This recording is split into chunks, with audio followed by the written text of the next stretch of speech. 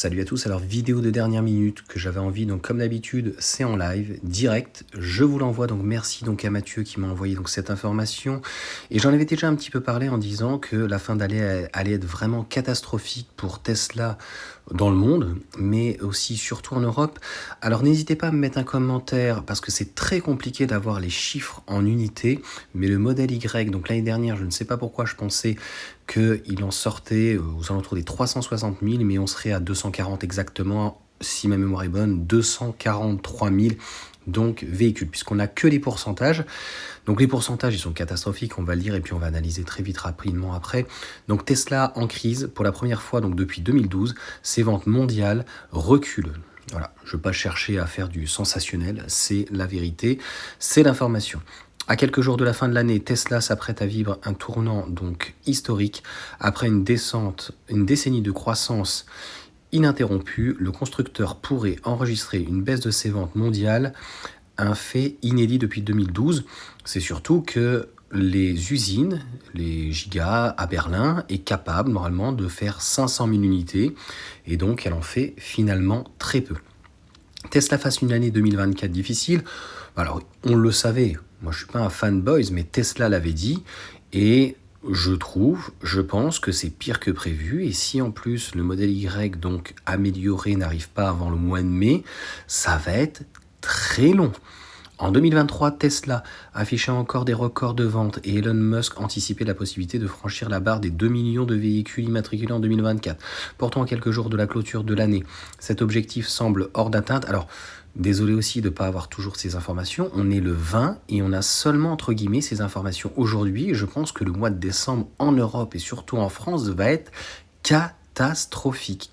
Les ventes globales de Tesla ont reculé de 2,3% au cours des 3 premiers trimestres, marquant une rupture dans la dynamique historique de croissance continue depuis le lancement du modèle S en 2012. Je tiens juste à signaler que cette année, il y a eu donc le modèle 3 amélioré, même s'il date donc de l'année dernière.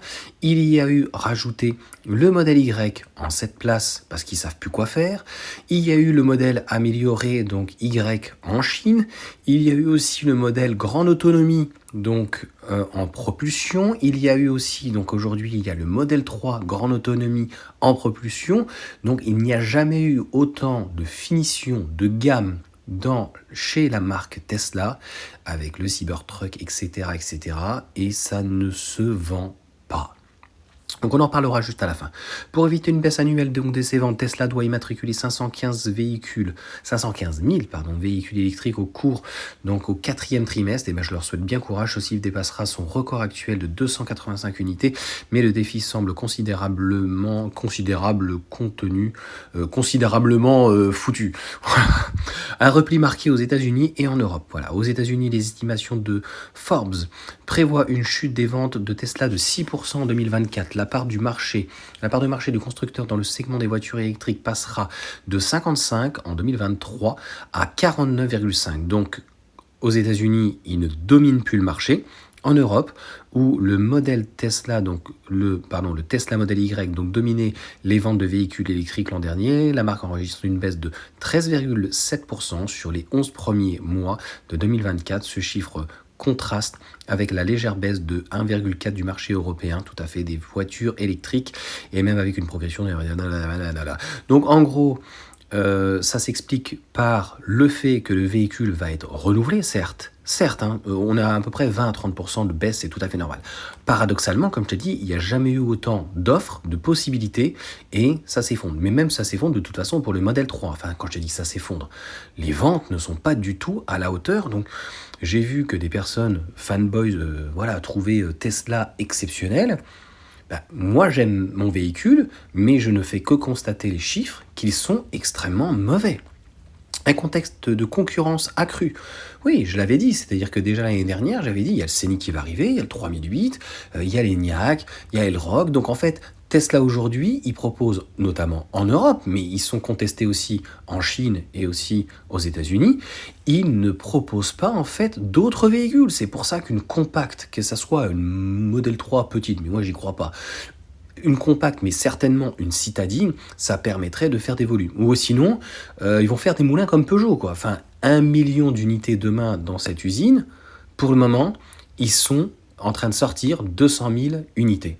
Donc on est très loin des 10 millions, 20 millions du fantasme. Là, on est vraiment dans de la pure idéologie spéculative, hein.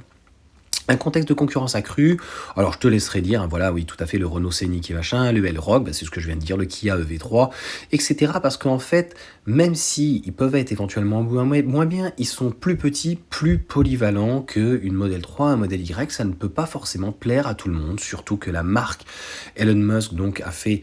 Je pense que c'est une erreur stratégique de s'allier avec Elon Musk, avec Trump, qu'on aime ou qu'on n'aime pas. Et on a beaucoup de fanboys de la première heure qui soudainement le traitent de, je sais pas, bientôt antisémite, négationniste, je sais pas quel truc, ou d'extrême droite. Enfin, c'est...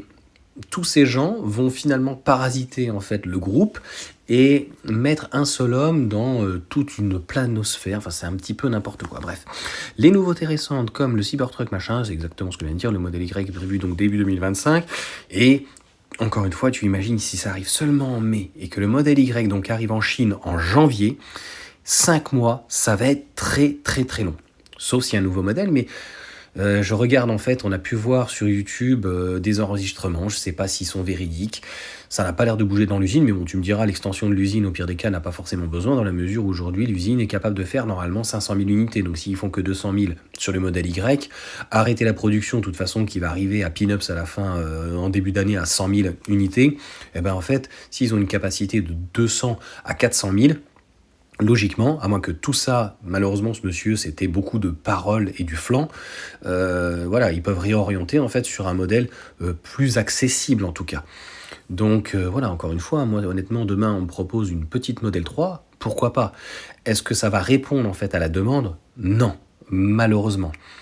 Les constructeurs traditionnels également en difficulté, oui, on en a parlé, Mercedes, Audi, éventuellement Volkswagen, il n'y a que BM éventuellement qui s'en sort plutôt bien, Volkswagen un petit peu en Allemagne, mais c'est très compliqué pour tout le monde.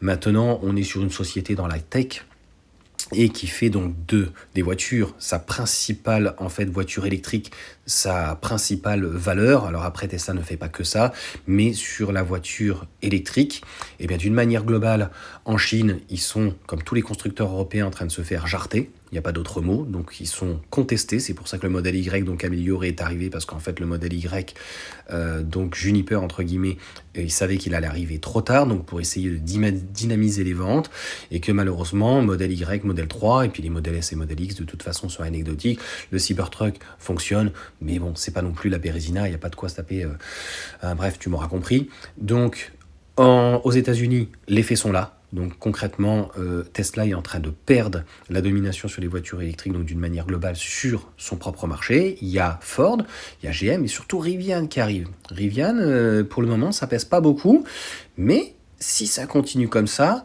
si Tesla s'arc-boute en fait avec le Cybertruck, le Cybercab et puis à des trucs dans 5 ou 10 ans,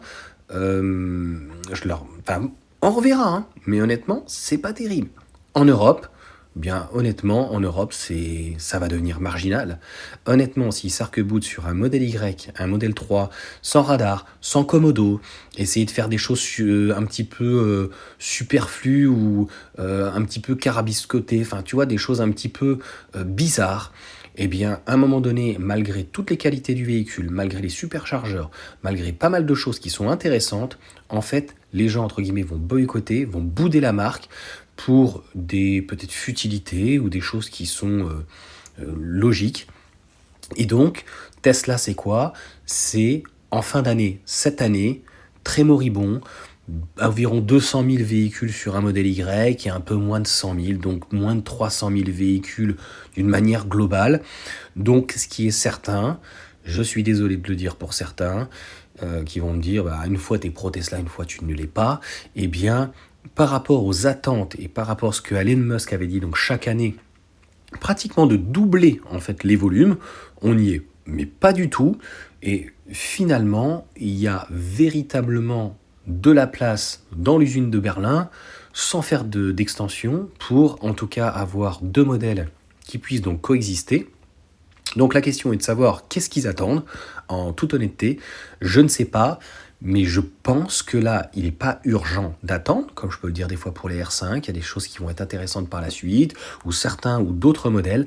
Là, il est urgent pour Tesla d'apporter en fait des solutions et de nouveautés très très très rapidement et d'apporter en fait une visibilité parce que franchement pour eux, la 2025, ça va être terrible. 2024 est plié, de toute façon, c'est déjà foutu. Sur ce, ciao à tous.